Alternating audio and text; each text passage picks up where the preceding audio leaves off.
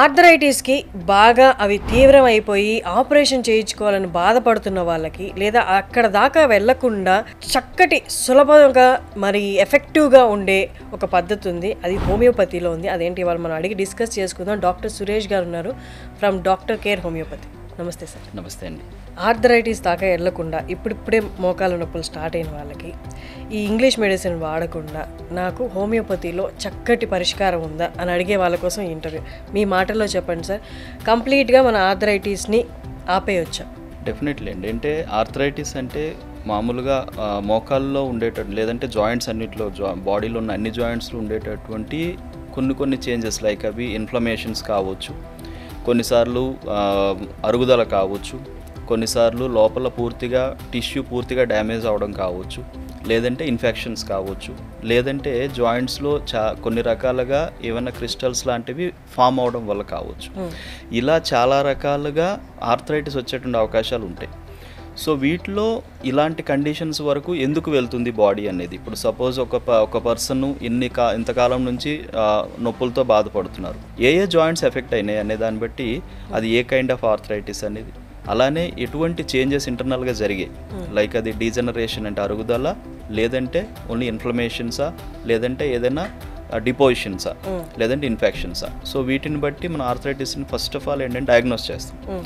So సిమ్టమాటికల్ diagnosis, దాని తర్వాత మనకి ల్యాబొరేటరీ రిపోర్ట్స్ కావచ్చు, ఎక్స్రేస్ కావచ్చు, ఇలాంటి వాటి మీద చూసిన తర్వాత డయాగ్నోస్ చేసిన తర్వాత దానిని బేసిక్గా తీసుకొని సిమ్టమ్స్ అన్నిటిని కూడా తీసుకొని దాన్ని బట్టి హోమియోపతి వైద్యం అనేది సరైన విధానంలో వాడగలిగితే కనుక ఖచ్చితంగా ఇది కాంప్లికేట్ కాకుండా వేరే అదర్ అంటే కొంతమంది ఆపరేషన్స్ అంటారు, కొంతమంది చాలా అంటే డీజనరేషన్స్ ఎక్కువైపోయి డిఫార్మిటీస్ వరకు వెళ్ళిపోయే కండిషన్స్ ఉంటాయి.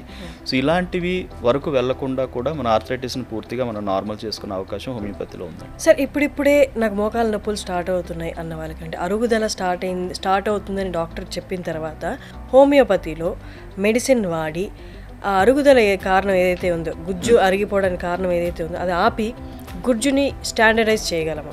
Yeah, definitely. ఎందుకంటే ఇది అరుగుదల అనేటటువంటిది జనరల్గా ఇంతకు ముందు అంతా ఏంటంటే ఓల్డ్ ఏజ్ పీపుల్లో కనిపించేది కామన్గానే.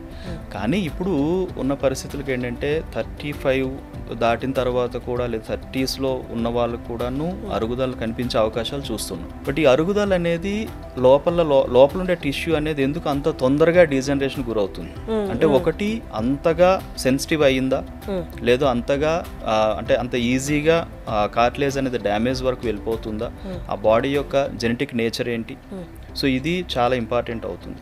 అలానే వీటిని అనుగుణంగా చేసుకొని కూడాను అరుగుదలని కంట్రోల్ చేసే విధానం.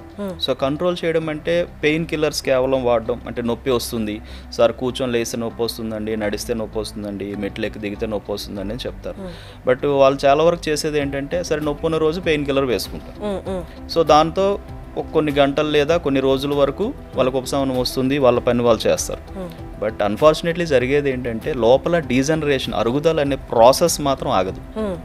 సో ఎప్పుడైతే ఆ ప్రాసెస్ కంటిన్యూ అవుతూ ఉంటుందో అరుగుదల యొక్క స్టేజ్ అనేది అడ్వాన్స్ అయిపోతుంది.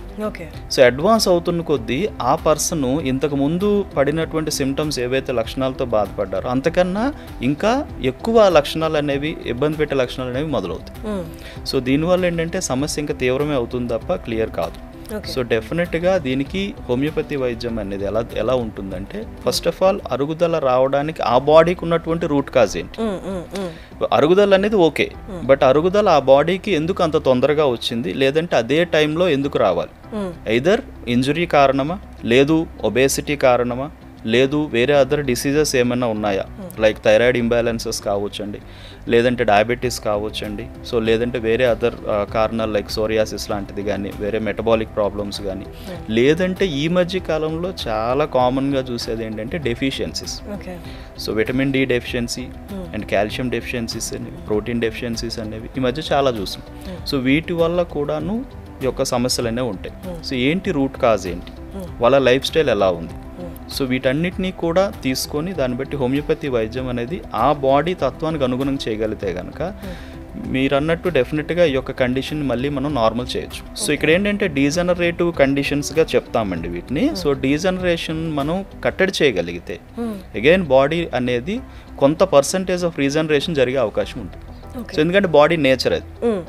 ఇది ఏజ్ని బట్టి ఉంటుంది, వేరే అదర్ కండిషన్స్ ఆ బాడీకి ఉన్నా లేదు కూడా దాన్ని బట్టి ఉంటుంది. అంటే సపోజ్ 30sలో డీజనరేషన్స్ వచ్చాయి, వాటిని ఎర్లీ డీజనరేషన్స్ అంటాం. సో ఎర్లీ డీజనరేషన్స్ని మనం డెఫినెట్గా కంట్రోల్ చేయొచ్చు. ఇప్పుడు 80sలో డీజనరేషన్స్ ఆబ్వియస్లీ ఉంటాయి ఏజ్ని బట్టి. సో అది న్యాచురల్గా ఉండేటటువంటిది ఏంటంటే ఆ ప్రాసెస్ రన్ అవుతుంది. బట్ ఇబ్బందికరంగా లేకుండా తొందరగా డీజనరేషన్ పెరిగి అది కాంప్లికేట్ కాకుండా ఉండేలాగా మాత్రం డెఫినెట్గా ముందు జాగ్రత్త చర్య తీసుకుంటే కనుక హోమియోపతి వైద్యం ద్వారా డెఫినెట్గా దీన్ని నయం చేయడం అనేది అవకాశం ఉంది. సార్, ఆర్థరైటిస్ అంటే మోకాల గురించి, మోకాల అరుగుదల గురించి మాట్లాడుతుంది. నార్మల్ చాలా మంది ఈ జాయింట్ పెయిన్ అంటే ఇది ఇట్లా అనలేరు అసలు. ఇవి కాకుండా నక్కల్స్ అంటే వీటి మధ్యలో కూడా అసలు దీన్ని ఇలా అనలేరు, పాపం వేళ్ళని ఇలా వంచలేరు. ఇవన్నీ కూడా ఆర్థరైటిస్ కిందకే వస్తాయి. డెఫినెట్లీ అండి, ఇది ఇంకా చాలా ఇంపార్టెంట్ ఆర్థరైటిస్. పనులు చేసుకోలేరు, పనులు అసలు లైఫ్ స్టైల్ మొత్తం డ్యామేజ్ అయిపోతుంది దీనివల్ల. ఎందుకంటే బికాజ్ వీటిలో ఈ స్మాల్ జాయింట్స్లో కనిపించే ఆర్థరైటిస్ ఏదైతే ఉంటుందో స్వెల్లింగ్తో పెయిన్, అలానే మూమెంట్ అగ్రివేషన్ అనేది, మూవ్ చేయలేరు, కొంచెం మినిమం అంటే ఫిస్ట్ ఇలా అనే పరిస్థితి కూడా రాదండి. సో ఇలాంటి పరిస్థితి ఇవన్నీ ఒక్కోసారి స్టిఫ్ అయిపోతాయి. సో ఈవెన్ కంప్లీట్ ఇలా అనలేరు, ఇంతవరకు ఆగిపోతుంది. చాలా కేసెస్ చూస్తూ ఉంటాం. ఇది ఎక్కువగా కనిపించేది రుమటాయిడ్ ఆర్థరైటిస్ అనే కండిషన్లో, దీన్నే కీళ్ళవాతం అంటాం. సో ఇది ఒక ఆటో ఇమ్యూన్ కండిషన్ అండి. అంటే బేసిక్ ఎగ్జాక్ట్ రూట్ కాజ్ అనేది క్లియర్ కట్గా తెలియదు. బట్ కొన్ని రకాల ప్రాబ్లమ్స్ లైక్ మన బ్లడ్ లెవెల్స్లో ఆర్ఏ ఫ్యాక్టర్, రుమటాయిడ్ ఫ్యాక్టర్ అని అంటాము. సో ఇది ఎక్కువ అవడం, నార్మల్ కన్నా ఎక్కువ కనిపించడం, సిఆర్పి లెవెల్స్ ఎక్కువగా ఉండడం, అలాగే ఈఎస్ఆర్ లెవెల్ ఎక్కువ అవుతూ ఉండడం, ఇవి కనిపిస్తాయి జనరల్గా. సో వీటిలో డెఫినెట్గా అది రుమటాయిడ్ ఆర్థరైటిస్ అనేది మనం డయాగ్నోస్ చేయడానికి అవకాశం ఉంటుంది.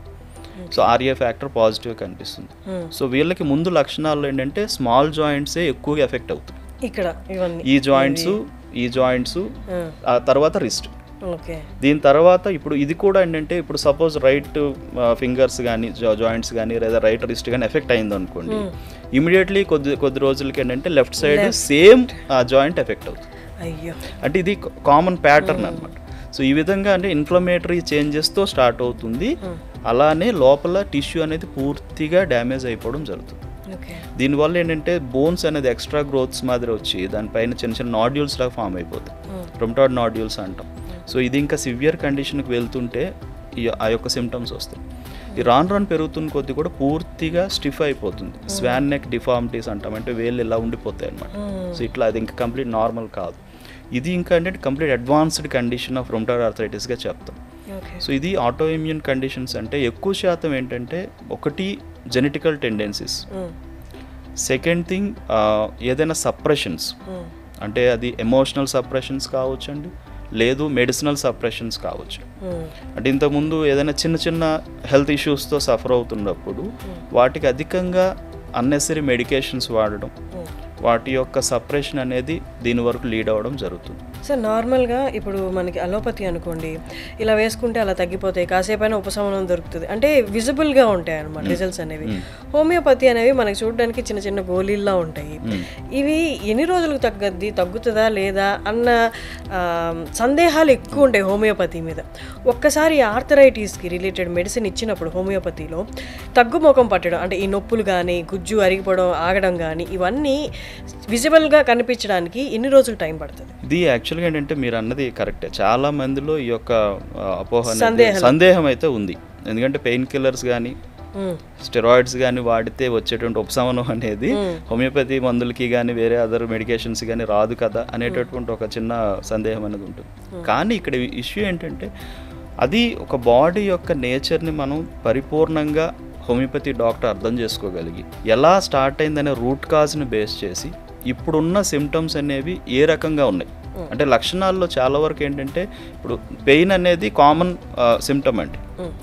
బట్ పెయిన్ అనేది ఏ రీజన్స్లో ఎక్కువగా వస్తుంది, ఏ టైంలో ఎక్కువ పెరుగుతుంది, ఏ టైంలో తగ్గుతుంది, ఇది కూడా చాలా ఇంపార్టెంట్ అవుతుంది. అంటే కామన్గా పని చేస్తే పెరుగుతుందండి, ఎర్లీ మార్నింగ్ స్టిఫ్నెస్ ఎక్కువ అవుతుందండి, పెయిన్ వస్తుందండి, ఇవి కామన్.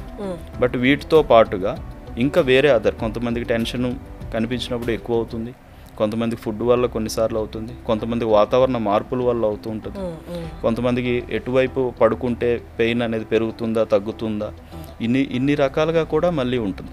సో ఇలా మనం బాడీ యొక్క నేచర్, అలానే బాడీ యొక్క ఎమోషనల్ ఇంబ్యాలెన్సెస్తో పాటుగా టాలరెన్సెస్ అండ్ ఇంటాలరెన్సెస్ కూడా చూస్తాం. ఇక్కడ మళ్ళీ డిఫర్ అయిపోతుంది, ప్రతి ఈచ్ బాడీ కూడా డిఫర్ అయిపోతుంది అనమాట.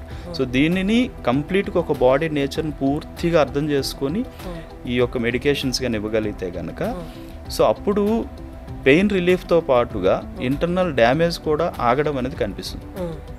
సో పెయిన్ కిల్లర్ ఇచ్చినంత ఇమీడియట్గా హాఫ్ అన్ అవర్లో 1 అవర్లో అనేది కాదు కానీ, బట్ సరైన మెడికేషన్ పడితే కనుక విత్ ఇన్ డేస్లో కూడా పెయిన్లో ఇంప్రూవ్మెంట్ కనిపించినటువంటి పేషెంట్స్ అనేది ఉన్నారు. కొంతమందికి లాంగ్ టైం కూడా పట్టవచ్చు. ఎందుకు అంటే because nature of the disease like that, అంటే డిసీజ్ అలాంటిది. సో ఎప్పుడు ఇంక్రీజ్ అవుతుందా, ఎప్పుడు పెయిన్స్ లక్షణాలు తగ్గుతాయి అనేటటువంటిది ఏంటంటే వాళ్ళ యొక్క లైఫ్ స్టైల్ పూర్తిగా దాన్ని బట్టి ఆధారపడి ఉంటుంది మెడికేషన్తో పాటుగా. సో ఆ లైఫ్ స్టైల్ సరైనటువంటి జాగ్రత్తలు వాళ్ళు పాటించగలిగితే డెఫినెట్గా పెయిన్ అనేది చాలా తొందరగా ఇంప్రూవ్మెంట్ కనిపించే అవకాశాలు ఉంటాయి. బట్ పెయిన్ తగ్గిపోయిందంటే 100% ఒకేసారి తగ్గదు, బట్ పర్సంటేజ్ అంటే లైఫ్ స్టైల్ అనేది ఈజ్ అనేది పెరుగుతుంది. అంటే ఇంతకు ముందు వాళ్ళు కనీసం కొన్ని పనులు చేయలేని పరిస్థితి ఉండేటప్పుడు మెడిసిన్స్ తర్వాత, హోమియోపతి మెడిసిన్స్ తర్వాత ఆ పనులు వాళ్ళు చాలా ఈజీగా చేసుకునే పరిస్థితి ఉంటుంది. అంటే పెయిన్లో ఎప్పుడు రిలీఫ్ వస్తుందో ఇంకా మనకి లైఫ్ స్టైల్ కూడా బెటర్గా రన్ అవుతుండేటప్పుడు ఇంటర్నల్గా డ్యామేజ్ని మనం అరికట్టడానికి మెడిసిన్స్ అనేది ఇస్తాం. సో ఎప్పుడైతే అది కంట్రోల్ అవుతుందో ఇంకా రిపోర్ట్స్ ప్రకారం కూడా నార్మల్ అయినప్పుడు ఇంకా కంప్లీట్గా వాళ్ళు బెటర్ అవడం జరుగుతుంది. అండ్ పెయిన్ కిల్లర్స్ ఇవి కూడా వాడాల్సిన అవసరం రాదు. ఆర్థరైటిస్ కూడా జెనెటికే కదా సార్? డెఫినెట్లీ అండి. అంటే ఇప్పుడు ఈ జనరేషన్ వాళ్ళు హోమియోపతి వాడారు అనుకోండి, క్యూర్ అయింది అనుకోవచ్చు కొంతవరకు, నెక్స్ట్ జనరేషన్కి రాకుండా ఉండే ఛాన్సెస్ ఉంటాయా? ఇక్కడ జరిగేది ఏంటంటే ఒకటి జెనెటిక్ టెండెన్సీ అనేది కానీ అంటే డిసీజ్ రిలేటెడ్గా కంట్రోల్ అయ్యింది అంటే కనుక డెఫినెట్గా క్యారీ అయ్యేది కూడా తగ్గిపోతుంది. ఓకే. సో క్యారీ అయ్యేది డెఫినెట్గా తగ్గినప్పుడు నెక్స్ట్ జనరేషన్స్ దాని యొక్క టెండెన్సీ కూడా తగ్గిపోతుంది కదా. బట్ ఆ చేంజ్ ఫస్ట్ ఆఫ్ ఆల్ ఈ బాడీలో జరగాలి. ఓకేనా? సో దానికి తగ్గట్టుగా వాళ్ళ లైఫ్ స్టైల్ అండ్ మెడికేషన్స్ అనేది అవసరం పడతారు. సో అలా వెళ్ళగలిగితే కనుక డెఫినెట్గా. బట్ హోమియోపతి ఎప్పుడు కూడా అంటే జెనెటిక్ టెండెన్సీస్ ఎంత ఇంపార్టెంటో ఆ యొక్క బాడీ నేచర్. సో చిన్నప్పటి నుంచి కూడాను మొత్తం మేము జనరల్గా ఏంటంటే ఒక కేస్ టేకింగ్ అంటాం. కేస్ టేకింగ్ ఏంటంటే past history, family history, so ఇప్పుడు ఉన్నటువంటి వాళ్ళ ఎమోషనల్ లైఫ్ స్టైల్ ఎలా ఉంది, ఇవన్నీ తీసుకుంటాం. సో ఇక్కడ మనకు అర్థమయ్యేది ఏంటంటే బాడీ నేచర్ పూర్తిగా అర్థమైపోతుంది. సో దీనివల్ల ఏంటంటే ఆ యొక్క టెండెన్సీ మనం కంట్రోల్ చేసే అవకాశం అనేది వచ్చేస్తుంది. సో ఎప్పుడైతే కంట్రోల్ అయిపోతుందో నెక్స్ట్ జనరేషన్ దాని యొక్క టెండెన్సీ ఇంకా క్యారీ అవ్వదు. సో ఆబ్వియస్గా ఆ నెక్స్ట్ బాడీ అనేది ఆ సెన్సిటివిటీని కోల్పోతుంది, రెసిస్టెన్స్ అనేది బిల్డ్ అయిపోతుంది. సో రెసిస్టెన్స్ బాగుంటే కనుక మ్యాక్సిమం ఇమ్యూనిటీ రిలేటెడ్ ప్రాబ్లమ్స్ అనేవి వచ్చే అవకాశాలు కూడా తగ్గుతాయి. సో ఏదైనా ఆటో ఇమ్యూన్ కండిషన్స్ అవ్వచ్చు, అది కూడా ఇమ్యూనిటీ అనేది మనకు ఆపోజిట్ వేలో పనిచేయడం వల్లే జరుగుతుంది. బట్ అదే ఇమ్యూనిటీని మనం కరెక్ట్ వేలో పనిచేసేలాగా బాడీ నేచర్ రన్ అవుతుండేటప్పుడు ఆబ్వియస్గా ఆ యొక్క టెండెన్సీ తగ్గిపోతుంది. బట్ ఇక టెండెన్సీ దగ్గరికి వచ్చేటప్పుడు ఆలోచించాల్సింది ఏంటంటే ఒక జనరేషన్ కాదు. సో అది ముందు జనరేషన్స్ కూడాను మినిమం ఒక 4 to 5 జనరేషన్స్ నుంచి కూడాను దాని యొక్క ఇంపాక్ట్ ఉండొచ్చు. సో అక్కడ మళ్ళీ మేబీ డిఫర్ అవ్వచ్చు.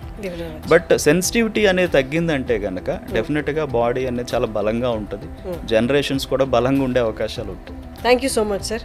సో ఎవరైనా ఈ కైండ్ ఆఫ్ ప్రాబ్లమ్స్ ఫేస్ చేస్తూ నేను హోమియోపతి వాడదాం అనుకుంటున్నాను కానీ ఎవరి దగ్గరికి వెళ్ళాలి నాకు ఐడియా లేదు హోమియోపతి రిలేటెడ్ అనుకున్న వాళ్ళకి డాక్టర్ కేర్ హోమియోపతి ఎప్పుడు మీకు సహాయంగా నిలబడుతుంది. కింద డిస్ప్లే అవుతున్న నెంబర్కి ఒకసారి కాల్ చేసి పూర్తి వివరాలు కనుక్కొని అపాయింట్మెంట్ తీసుకోండి.